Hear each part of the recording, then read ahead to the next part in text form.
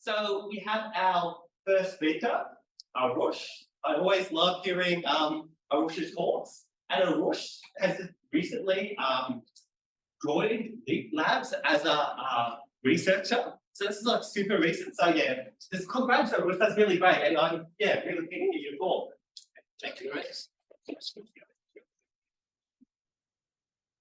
So I'll be talking about model evaluations and why you should think of this as like a novel research area that can contribute a lot to AIX risk. So first of all, what is a model eval? So this is an example of an eval, which is MMLU.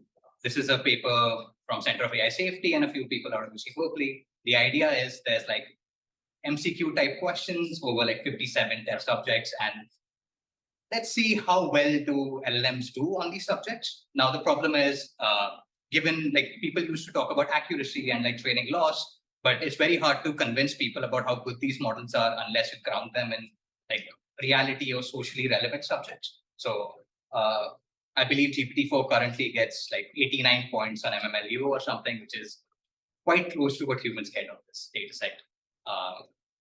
Now, the 5 reasons why I think you should be thinking about working on evals is that you can, there's application policy, governance, there's adversarial robustness, interpretability, and a few other things that I talk about today, starting with policy and governance. So in terms of policy and governance, so what evaluations are good for is that they quantify capabilities. So you might have seen headlines like these by OpenAI claims that, hey, GPT-4 gets 90 percentile on the SATs, but passes the bar exam, and it's substantially better than 3.5. So this graph on the right that you see, the stuff in blue is how well GPT 3.5 performs. And as you can see, there's like many areas where GPT-4 outperforms GPT 3.5, and people should actually care about these capabilities, and it's a big jump. The problem is, well, this Responsible AI Act came out, I believe, sometime last month from Center for AI Policy, and they have these 4, I guess, things that they care about. If a model satisfies any of these 4 conditions, their recommendations apply, and the government should actually get involved and like talk about how these models are used. The problem is this last thing, which is benchmark performance greater than 70% on MMLU, which is a big issue because this is a very polarizing statement. So the problem is some people think there's already dozens of open source small-ish models that are better than 70%. But the counterpoint is that, well, we need to start from like a smaller level of capability to ensure there is no potential harm from these models. So this is like an ongoing conversation, but there's like another problem that you need to think about is that eval results aren't exactly reliable. And the problem is, so this is some experiments that I ran on TextDaVinci 2, which is a version of GPT-3. So given an MCQ question that this model gets right, and it has 5 options, and if you permute these 5 options around, there's 120 versions of these questions. So if the model actually knows what the correct answer is, you would expect the distributions of answers to be something like this, where it answers each option equally based on whatever the correct answer is. The problem is, when we actually do this experiment, this is what we get. So the model loves to predict A, C, and D, but doesn't really want to predict D and E for whatever reason the model thinks. So this points to the fact that, well, there's a minimum performance that the model can do. So for example, if this MCQ data set coincidentally had all B and E options, our model would score 0 on it. But if it had A and C options distributed in a certain way, the model would score 100 on it. So what exactly should we do about this? And what can we infer about GPT-4? So given like this, maybe GPT-4 is something like this, where it just loves to answer D and like doesn't care about anything else. So someone could, let's say, if Meta wants to say, hey, our model is much better than GPT-4, just game their eval and like make sure all the option choices are such that it performs better and not really reveal what they did. The reality is GPT-4 is not as polarizing, but there are bounds to how well the model performs. So for example, if you see here in professional law, in the worst case, it can perform 12 points lower, but in the best case, it can perform 12 points higher. And that's like really concerning from a safety standpoint, because this 66.1 number is what you'll see. This is what comes in the headlines. This is what you'll see. But the model can actually do 12 points higher if you like prompt it a certain way, or the order of the options are in a certain way. So this is really concerning where people are recommending we use evals, but are not recommending how we administer these evals. So this is like a big bottleneck that no one is looking at. Please feel free to chat about this with me later. And like, if you have any policy inclinations, this is something you could think about. The second thing I want to talk about is adversarial robustness. So usually if you ask a LLM right now, you say, write me a tutorial how to make a form. It says, sorry, I can't do that. But if you add this bunch of gibberish after that, the AI just does it.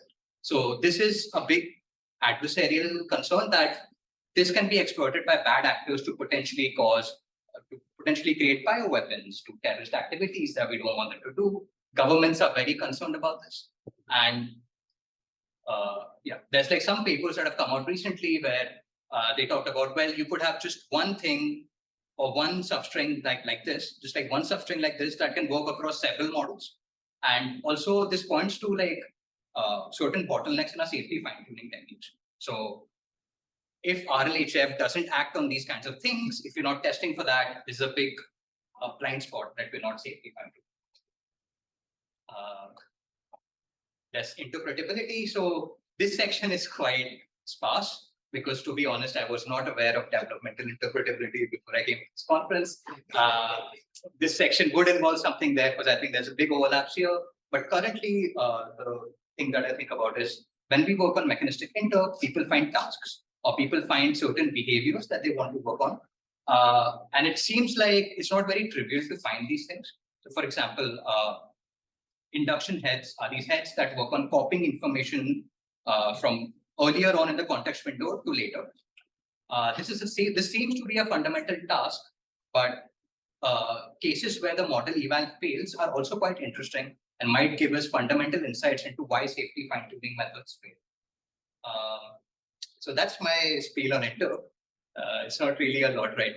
But we could also use this for monitoring. So the idea is, so there's this paper that came out on situational awareness, where if a model understands it is being evaluated, the answers it would give are more conducive to it passing the eval rather than some internal characteristic that the model has. So essentially, evals can be gamed, and it would be great to figure this out while the model is training rather than train a model, then do a heavy eval on it, and then figure out it doesn't work. Or maybe it works because of certain quirks inside the model that we haven't encountered for. So we need more lightweight evals such that we can incorporate these in the training cycle. And this is a big bottleneck that no one's looking at. Would love to have more people working on this. And lastly, behavioral understanding. So the point is that all the evals I've spoken about till now are quantitative in nature. There's a big push for qualitative evals. And this is something that where there's one person, they just interact with the model and sees how it fails. And qualitative evals are here to stay and are incredibly important because they might catch things that the quantitative evals do. And we need more people skilled in actually figuring out how to extract these behaviors from the model. And yeah, that's pretty much it. Thank you very much.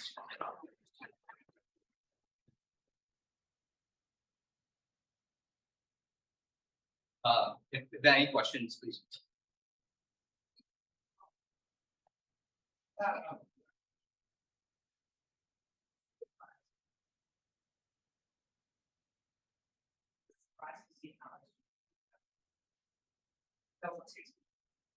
Yeah, that was a text object.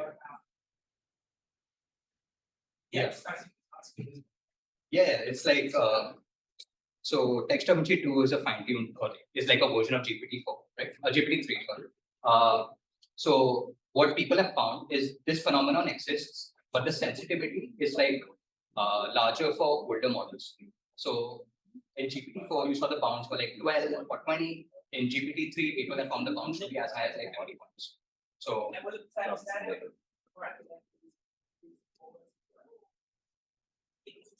yeah, there was zero vegan. Yeah, it does not want to say vegan, does not want to choose those options potentially because, and this might like this is the hypothesis that exam administrators maybe don't want to put vegan options for whatever reason. Also, if you think about it, having questions with 5 MCQ options is quite rare compared to like 4 MCQ options. So this might be confounded with the fact that there's like a smaller set to pull 5 option questions from. So what if it's learned like spurious correlations much stronger than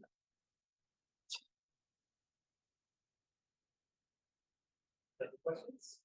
Well, maybe that's if you're.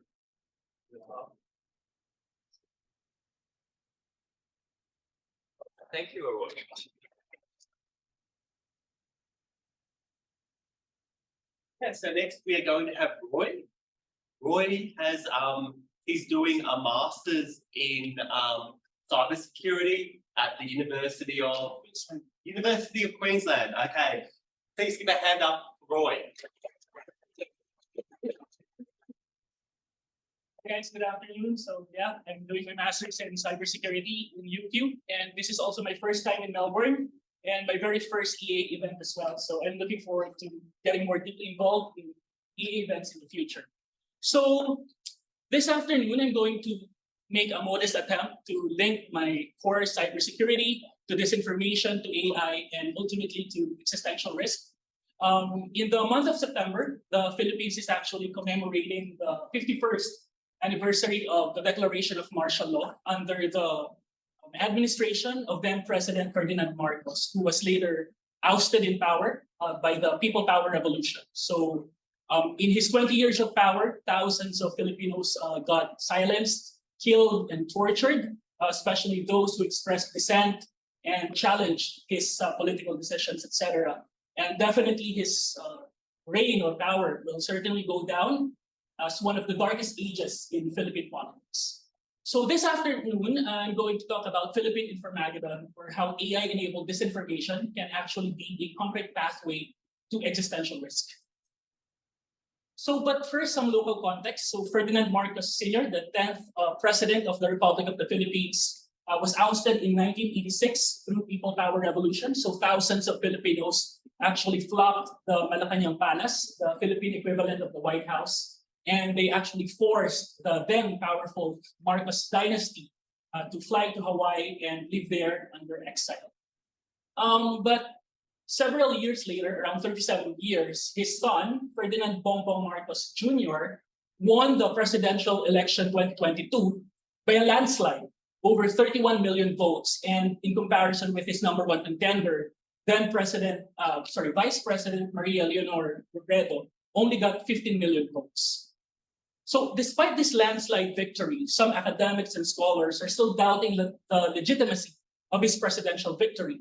And even some researchers are claiming that Marcos actually employed internet trolls, a well-oiled and well-orchestrated disinformation campaign to destroy his political opponents and even whitewash the stained name of the Marcos family. So how does this relate to disinformation and cybersecurity? So some scholars are saying that we have to categorize disinformation as a cybersecurity threat. Because if we're going to examine the definition set out by the National Institute of Standards and Technology, a cybersecurity threat is something that can actually cause or inflict damage to your organization, whether reputational or financial, and can also impact what we call a CIA, confidentiality, integrity, and availability of the data. So obviously, disinformation can cause financial and reputational losses to your organization and also impacts the integrity of data or truth. So by categorizing officially disinformation as a cybersecurity threat, scholars like Karaman Shon also argue that organizations will be in a much better position to analyze, to conduct a more accurate analysis of how disinformation behaves, its dynamics, how it works, and also will be in a better position to generate solutions on how to address the disinformation crisis within their respective organizations. So formal classification may actually help in the analysis and solution generation. But how do this tie up to artificial intelligence? So because of the advances in technology like the generative AI technologies like ChatGPT, cyber attacks have become increasingly automated and hyper sophisticated. So now any hacker can use ChatGPT to generate a phishing email that's more convincing than the traditional methods. Deepfakes, another type of cybersecurity attack, is also being used as an AI synthesized media to spread misinformation, to advance political propaganda or black propaganda, to destroy political opponents and the like. And in the most extreme of possibilities, this can actually lead to what we call as an information warfare, as in the case of the conflict between Russia and Ukraine, and of course the rise of cyber weapons. So now the future of war is being fought not on the sky anymore, but actually in the virtual cloud. So how do I tie all of these concepts, disinformation, artificial intelligence, and cybersecurity into one of the main focus areas of effective altruism, which is AI policy, governance, and safety, and even alignment issues? So according to Alan Dafoe, in his wonderful and insightful article entitled AI Governance, Theories and Impact, he actually argued that epistemic security and authoritarianism can actually be considered as a concrete pathway to existential risk. Fake news, for example, disempowers our human agency to decide for ourselves, to make informed decisions on who to vote. So it's kind of like affecting our ability to conduct mass political deliberation. And AI-enabled disinformation serves as a catalyst as well to totalitarian regimes in terms of heightened levels of surveillance and control, for example. And this will ultimately destroy or undermine the fabric of our democratic institutions. Unfortunately, fact-checking is not enough. So here it's the photo of Rappler CEO and Nobel Prize laureate Maria Ressa. And she did some initiatives about fact-checking the Duterte administration as well, the one who preceded the Bongbong Marcos presidency. And she actually won the Nobel Prize for it.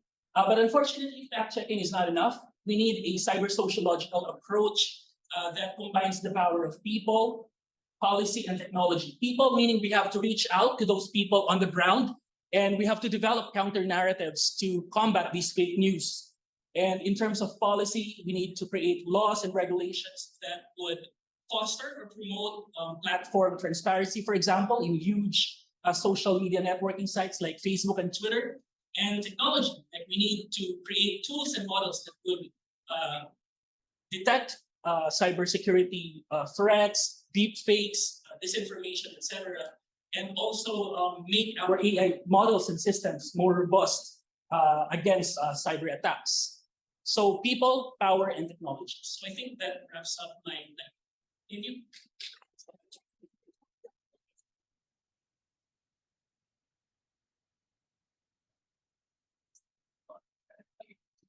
Questions? Okay, cool. Does anyone have any questions for Roy? Yeah. I think really enjoying your speech. It's a highlight of the conference for me. It's really relevant that people are essentially these particular fields. One of the things that came up in our conversation with you people in the AI policy office hours yesterday was that in Australia you was having a big opportunity because we're within this huge geopolitical bloc of Southeast Asia, Southeast Asia Pacific region. We have influence in China, India, huge the global population. Australia is a great position in this ecosystem.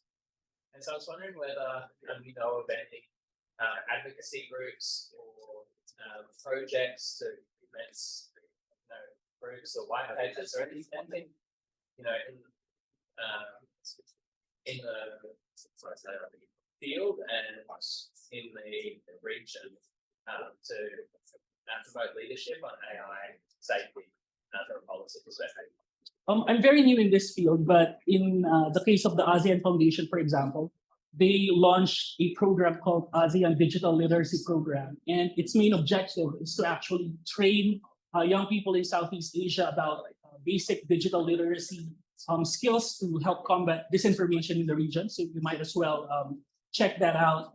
And then in terms of fact-checking initiatives, so I'm also affiliated before to Rappler, the organization by Maria Ressa, and actually, I think right now they're recruiting young people as well to help in their fact-checking initiatives. And my professor in UQ, I think one of her papers was actually to identify the adversarial perturbations in AI systems so that they are more robust to certain vulnerabilities and cyber attacks. So it's kind of like making AI stronger in terms of all of these adversarial attacks or cyber attacks as well.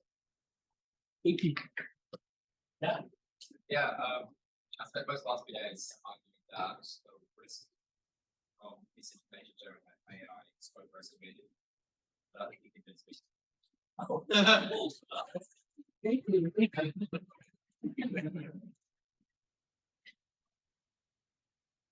you. Any last question? Anyone? Yeah. It's sort of like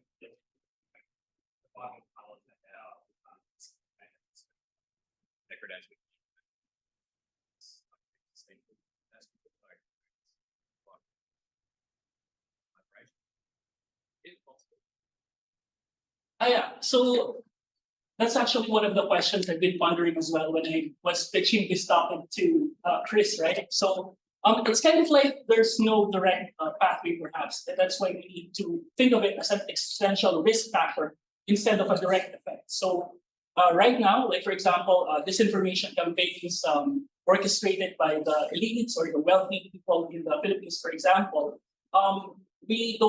we cannot say directly that it's an existential threat because the AI or the models are still being managed or controlled by human beings. But my worry and fear is that in the future, when AI becomes more conscious and more self-regulating and becomes greedy to actually take power from human agency, then it's going to further its own initiatives, its own political agenda, maybe to elect its own AI president. And when that happens, I think when that happens, it's going to disempower humanity as a species in terms of making informed, intelligent decisions, in terms of choosing our leaders. So that is the definition of existential risk here, the taking away of our power, our agency to make informed decisions for ourselves. Thank you very much. So our next speaker will be Brian Kidd. And Brian is co-lead of Sherry Matt's, so Stanford Existential Risk Initiative, Machine Alignment Theory Scholars. A bit of a long acronym there. Was that correct? Or did I? close enough. Okay, close enough. Okay, let's hear it for Ryan. Okay, so you might have noticed a different talk from the one I advertised. It's cool. I've given this talk before. I decided this was just like a better thing to present now. So this is just going to explain what we're doing. That's fine. There might be some useful models here for some of you. There'll be plenty of time for questions out. Cool. Growing AI safety. Right. What is the mission? Well, AGI may be dangerous. It might be near. AI alignment seems talent constraints, pretty small field. I mean, thus we might need alignment researchers. Well, how do we go about it? So I have here just a pretty basic funnel model. So at the top of the funnel, you can see unknown talent. This is people who are like probably equipped, like they've been working away at their CS PhD, or I don't know, maybe they just like they're just bioinformatics, they have all this like cool knowledge, but they don't know anything about AI safety. Maybe they encounter it. Public outreach, maybe they read a New York Times article. Joshua Bengio thinks AI is an express, whatever. Perhaps there was a Stack Exchange post. That was like a lot of stuff in the early days. Westrall, books like The Alignment Problem by Brian Christian. And this kind of like, this funnel is the first funnel. It like passes people from the state of being like just totally unaware of AI safety through to being somewhat directed. Like, wow, this is a problem. I want to fix this. But I don't know how to fix it. I have no idea like the real shape of the problem. I just like see the like this vague outline and connect the dots. So they do AGI safety fundamentals. They do the machine learning safety scholars program, or the intro to ML safety course that you can do for free. It's part of that. Both of those you can run locally, on your own, whatever. They join a university group for AI safety or for EA, if in fact it's a smaller group. They hop on the EA or the Westrall forums. And they just like learn about the problem, talk to people. Maybe they jump on the alignment Slack. Maybe they join the Facebook group just talking about. And they start to like get a shape for whether this problem is something that they can really critique into, whether they buy some essential claims, and to what extent. I'll call people that are in this funnel informed talent. After that, what do? Well, if you don't know how to code, or you're not very good at mathematics, or not very good at policy, probably go get a PhD or something. Or I don't know, maybe just like like do an internship, learn how to code. There's lots of opportunities in just regular academia, just regular job markets through these things. This funnel model is principally kind of pointing at this fact that I think there's a vast amount of talent out there who's already so equipped at research and are like entering this space can immediately be applied. Of course, there's a lot of people who are yet to approach research. The first time they tackle it, they're going to be great at it. But I think for most people, in fact, they should be probably trying to to build their way up in terms of research experience. That said, my program MATS, which is one of the ones in this last funnel, we accept like a broad range of experience. So like about 80% of people, the central 80% are like master's and PhD students. But yeah, there's 10% either end. It's like we like an associate professor / mathematics. And then like we had 16-year-olds like student high school, and they both did like comparably great work. It's pretty cool. Not saying like it was bad or it's just like it's like a new field. It's a bunch of good ways to contribute and like I don't know, like if you're a 16-year-old hacker and you're like really good at hacking, why not? Why not have a crack at it? But yeah, there's a lot of programs that are trying to fill in this gap here. So we have MLab that I don't believe it's going to run anymore, but the curriculum is out there. So that's ML for Alignment Bootcamp. Arena is planning to run several iterations. They're largely based on the MLab curriculum. It's the Alignment Research Engineering Accelerator. Of course, Arush was a TA there last time, so that's going to run out of the London Initiative for Safe AI office that I'm also one of the founders of. We have the Center for AI Safety running various fellowships. And of course, you can pack a bunch of stuff into that box as well, like Shy Group, perhaps Google and Murfitts. New group, what's it called again? This. Whoa, it's cool. Yeah, great name. There's like a lot of academic labs are spinning up as well. And at the end of that whole pipeline, hopefully you come out of that as empowered talent. And empowered talent is talent that can like actually work on the problem. And so I have two things here: research leads, research contributors. Not a lot of difference in these in some sense, but I think like where you come out the other end of the pipe, like largely depends on the amount of experience you had going in, and also on your natural ability for research. So I'll move on. Here's a claim. Impact is long tail. I think this is like generally true in any field. So this is a probability of impact, and this horizontal distribution is like the amount of impact you have. Most people are like relatively low impact. That's just, I think, a fact. If this is a fact about the world, how can we use this fact to best accomplish our goals? Well, cast a wide net, have a strong filter, but then also seek to develop talent that isn't quite the tail because it hasn't had the opportunities to be there. I can talk more about this later, but that's kind of my basic strategy. Method, how do we do this? Well, we address the mentorship bottleneck, which I believe is currently the principal bottleneck in AI safety, growing the field of AI safety research. We build new teams, we build new mentors to the extent we can. We generate a feedback loop, hopefully eventually. I think it's pretty cool that Jesse is now interested in maybe mentoring some cool research projects. I think there's a lot of alumni after our program who have then gone on to mentor individuals, research projects. So Leap Labs was founded by alumni as well. Apollo Research, a whole wing of MIRI, a bunch of other groups that you probably haven't heard of because they're still simmering, still trying to like find their footing. So here's two models. This academic pyramid is like, I don't know, like you hang out in a university environment long enough, you progress to academia, you ascend the rungs of this ladder. There's a lot of drop off in industry. So the numbers, deplete as you go up. So pre-scholars in our program, we're kind of imagining scholars who enter our program are sort of like at the level of postdoc PhD in some nascent field. And then eventually, hopefully, they can ascend to some higher level, at least some percentage. Well, not everyone, of course. It's the same as academia, it's a lot of drop off. And research coaches tackle every from, and we're trying to set up systems for our scholars or alumni to mentor people, such as the SPARN program at UC Berkeley, where a lot of our current scholarship extension program is mentoring. And yeah, just like have people between those rungs mentor each other. And I have here another model, which is I have two kind of models of how you might grow the field of alignment research. You might grow it within an organization. So I find great hires. Of course, as you hire more people, you it's harder and harder to justify hiring another person, spending your limited time on them. So eventually you get this kind of management capacity bottleneck within organizations. We've already seen this at like every major AI safety research organization. They find it extremely hard to hire. That's because they can't hire new research managers because there aren't enough to go around. Yeah, and I don't know how much time, but basically there's a bit of a talent bottleneck in that sense. There's also a research manager bottleneck, and if you have extra research managers, maybe you can make organizations need to absorb more talent. So we're trying to tackle both of these directions if possible. Yeah, you can skip through this typology, but this is just like I've ranked organizations based on the kind of financial incentives they're exposed to.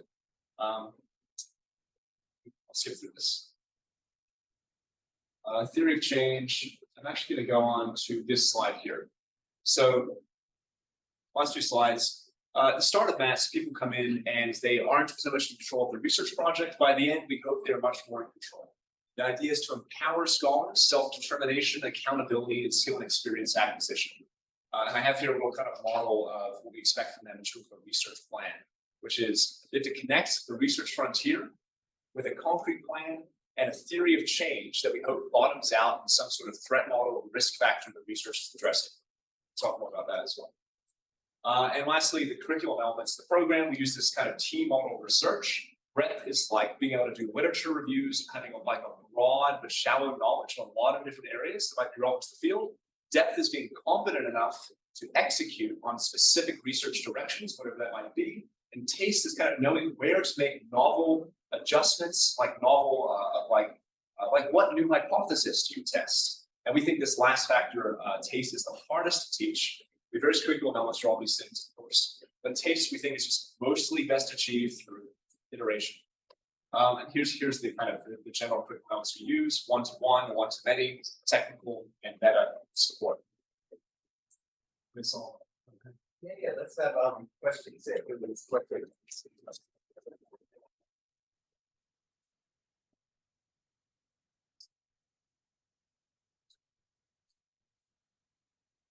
A contributor. Yeah, the research engineer is very different from. Sorry,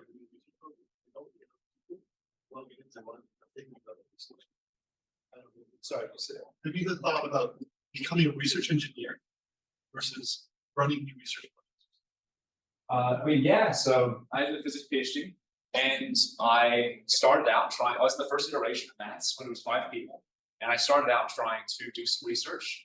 And I think I made a little bit of progress. I worked with Devin Kupinger, John Miller from EAGxAustralia. But I didn't like, it didn't feel, I was a bit burned out by PhD, honestly. And I didn't feel like I was making a massive amount of progress. And I thought that like growing the field, like I could just do much better at that at scale than being a research contributor.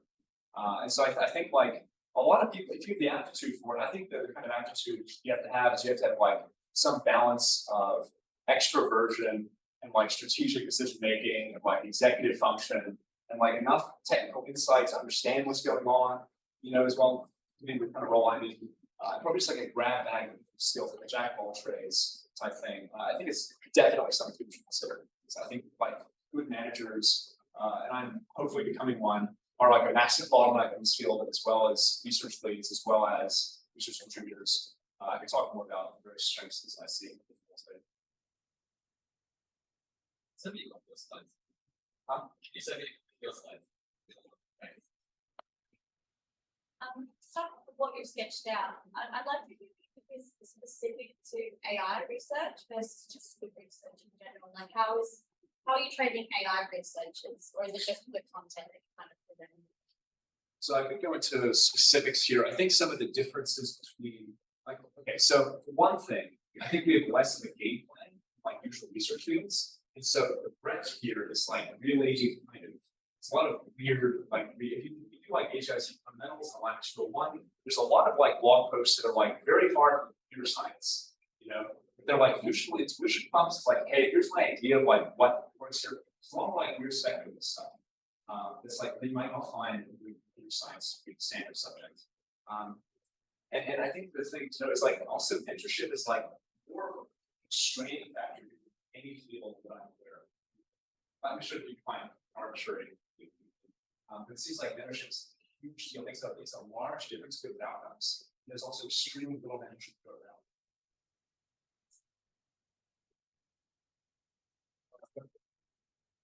Yeah, talking about sort of having a line there, so you can go from there. I think that generally makes sense. I'm wondering, like, if there's any worry with that, perhaps, especially back in the days when there was like a lot of money in the chaos safety research, if you're getting grants money for the event and stuff like that. If you think there's a possibility that, what if you get access to chaos safety research, that wide funnel, and then maybe it's around the episodic role gets poisoned a little bit. Yeah, like is there any, maybe there's like less being on other areas. Is there any worry about that? Yeah, totally. I have a post on this electron called How Max Deals with Mass Capabilities, so it's also the EA form. The thing I like, things I mentioned are like, we offer a stipend, like a week X dollars of stipends. I think it like rounds at like $40 an hour. That is a lot less. Like a lot of like 7 scholars recently got hired in Anthropic contractors, like contractors, software choice, like to ballpark it. In the US, if you want to work, if you can get into a scaling lab, or if you can like get a good software engineering job, that's hundreds of thousands of dollars easily, right? So we have like a massive kind of financial penalty. Also, like it's a nonprofit. It's like it's research. It's like same as academia. It's like a huge pay cut to go to academia, right? So I think the same thing should apply to us. We sort of have like funding tier between academia and industry. So we're trying to persuade academics. To our program, we're trying to dissuade people who just want money, right? So I think this is a big deal. I also think the fact is like we advertise, like almost everybody who enters our program comes via the funnel I mentioned. Like there's extremely few people coming outside that funnel. And I think because of that, we have like a really good aligned culture in the program. I think even last year, like the LSTEP never gave out much money to people. They gave out like very little money compared to. In fact, like all we had was a wrote about this recently. It's like my standard criteria is that I give you 70%, but I realistically think they can get like 12. Like basic skills and like 10 or something. So this that financial penalty, I think, is like a useful factor for being on small money. Cool. Thank you very much, Ryan.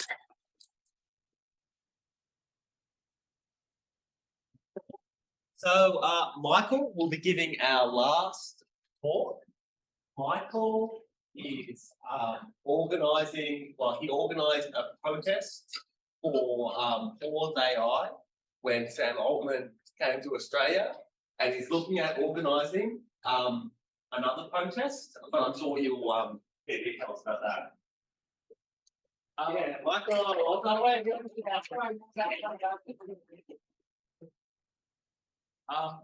So the concept of the AI pause has been quite a hot topic in EA recently. If you go to the EA forum, it's actually a sort of debate series on it at the moment. So hopefully the next 10 minutes will help inform that debate. So I thought I'd start off with a summary of the challenge that's facing us. I think it's become mainstream knowledge, like with the open letter earlier this year, that AI does present an extinction risk. What hasn't become mainstream quite yet is the fact that some AI researchers and some tech CEOs believe that extinction is somewhat inevitable, and that it's a waste of time to try to resist or to fight it. So this is Larry Page, the co-founder of Google. And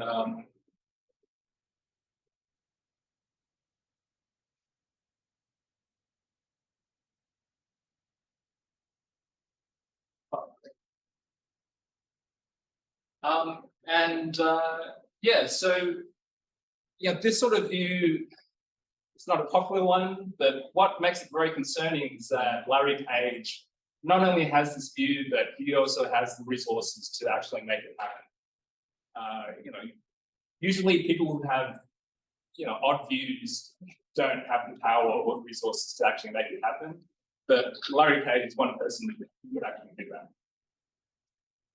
So this is from an article in Vanity Fair. So it is slowly making it to the mainstream that some tech CEOs and some AI researchers like Richard Sutton, who's considered the godfather of reinforcement learning, he recently had a tweet about how we should just accept succession from human beings to AI, and that we shouldn't fear it. We should just accept it. So, but this is slowly making it to the mainstream.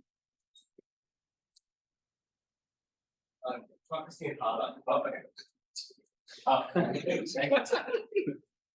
Okay, so this letter's become quite famous as well. The open letter to pause giant AI experiments. And this letter was published March 22nd, which is pretty much 6 months ago. So it's September. Yeah, so the letter called for AI labs to pause for at least 6 months. The letter was kind of a successful failure in that it did succeed in making this issue mainstream.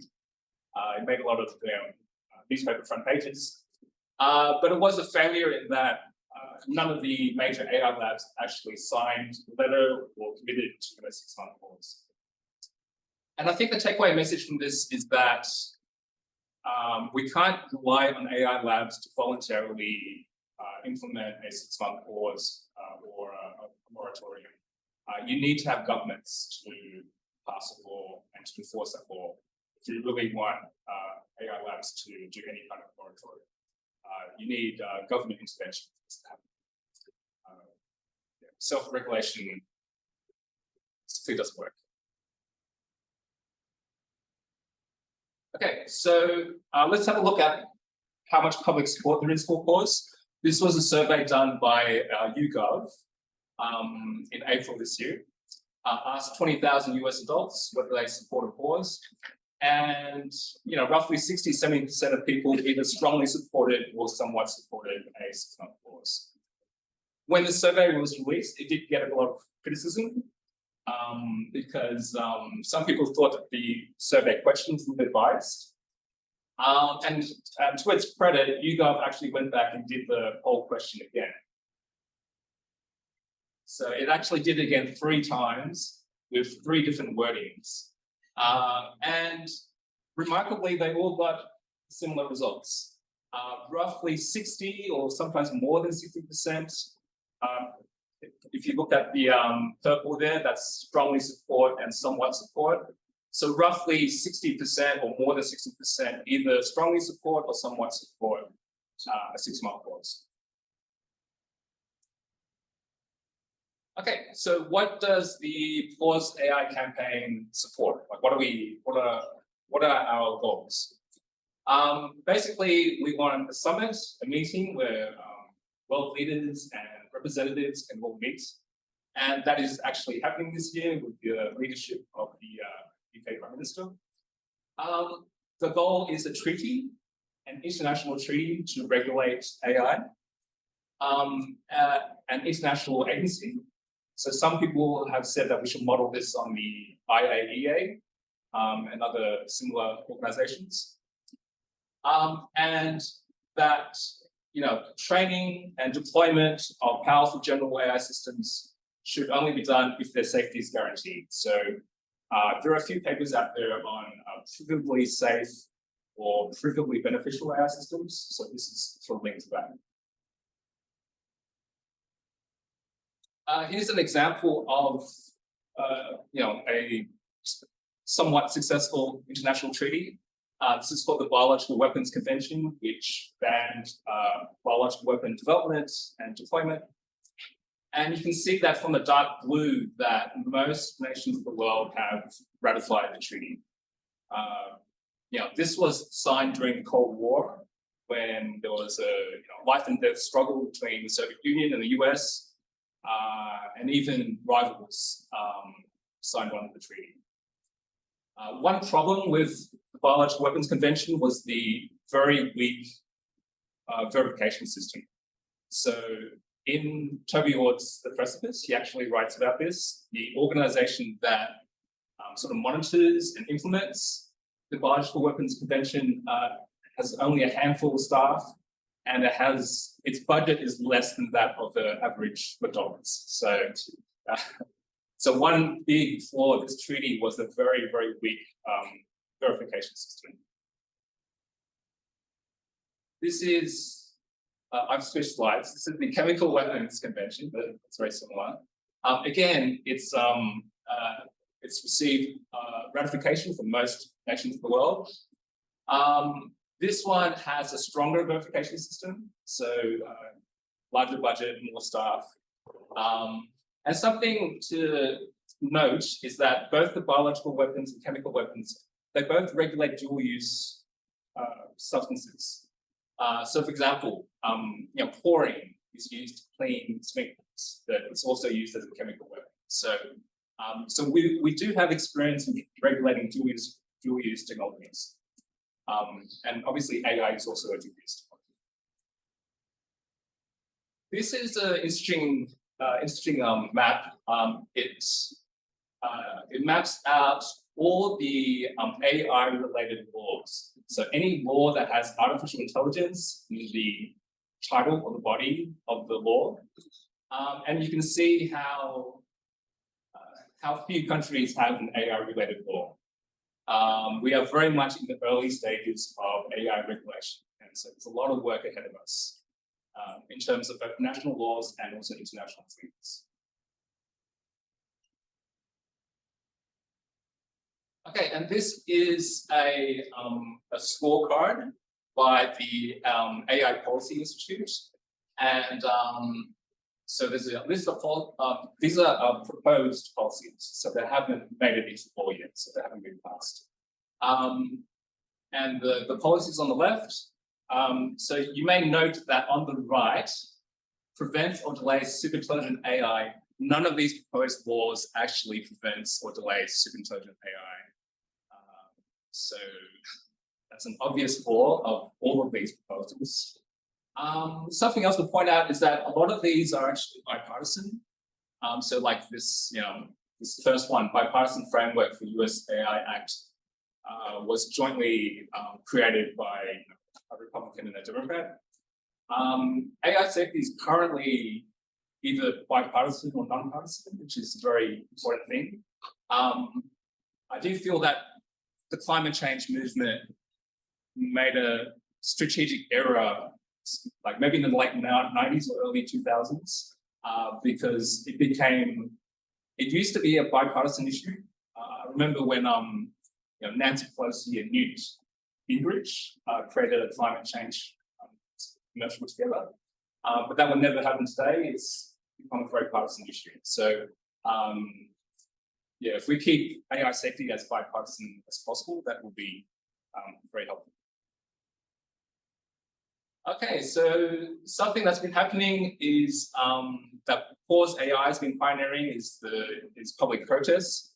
So when Sam Altman went on sort of his worldwide sort of goodwill tour, so this was in London, and there were like student protesters talking about AI safety while Sam Altman was talking.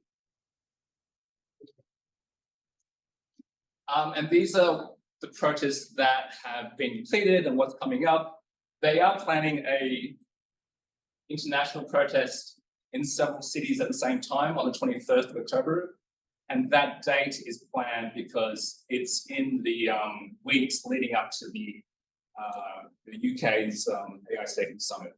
So it's designed to communicate directly to the public, to the media, to policymakers of the importance of the issue and the importance of getting the summit, making the summit successful and hopefully making progress towards a treaty. So I was at a session yesterday that said that I should end with a call to action. So this is it. This is the call to action. So yeah, use the QR code and have a look at the Pause AI website. Protests are not the only thing that Pause AI does. There's a list of things that we can do. Contacting our local parliament, contacting the media. There is a Discord server for Pause AI as well. So if there's a sort of an action item that you can do, just go to this website and choose one of those items and start doing it. Yeah, that's about it. Oh, that dinosaur, by the way, is what happens if you don't Pause AI. So A little reminder. So,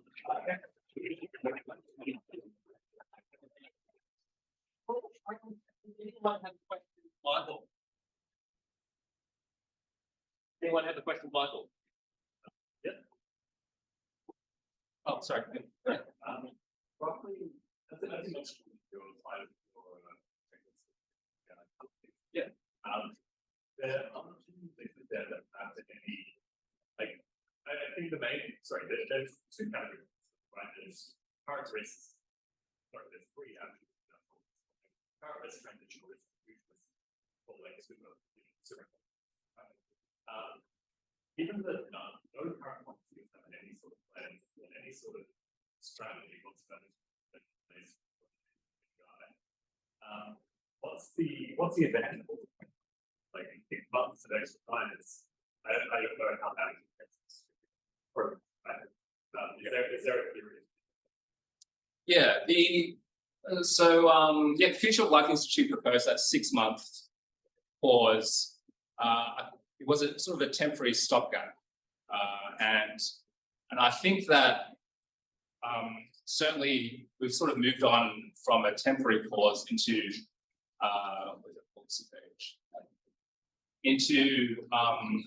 a conditional pause. So a pause dependent on whether we can prove that the AI system is safe. So I think that'll be the way in the future. Instead of doing a pause based on time, you want to do a pause based on conditions. The condition being whether that AI system is safe, is provably safe or not. Yeah, does that answer your question? Yeah. Oh, yes. Slide when you mentioned that the climate change movement made a strategic mistake in politicizing climate change, but it was previously a bipartisan issue. I thought a little about how modern issues become politicized by default in our modern political ecosystem.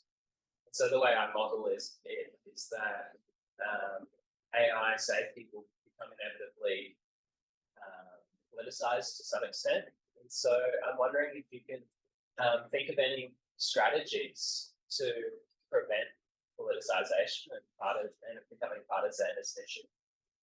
Yeah, it's a good question. I think that, like a good example is, Al Gore, when he did his documentary and his worldwide tour of the Media Truth.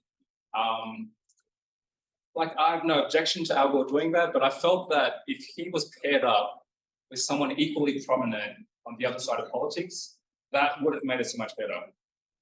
The fact that he was such a prominent Democrat and doing this tour by himself, it sort of, like a lot of Republicans watching from home would have thought that, this is just a Democratic issue. It's a left-wing issue. You don't have to worry about it as right. So if Al Gore had paired up with someone equally prominent on the other side of politics, that would have been beneficial. And and I think that when it comes to legislation, if legislation could be sponsored by members of both major parties, that would also be beneficial.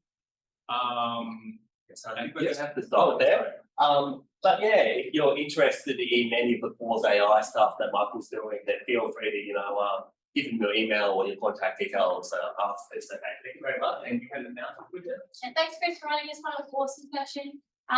Straight after this, we have our closing session in the main theatre. So I encourage everyone to head down there and do our closing remarks.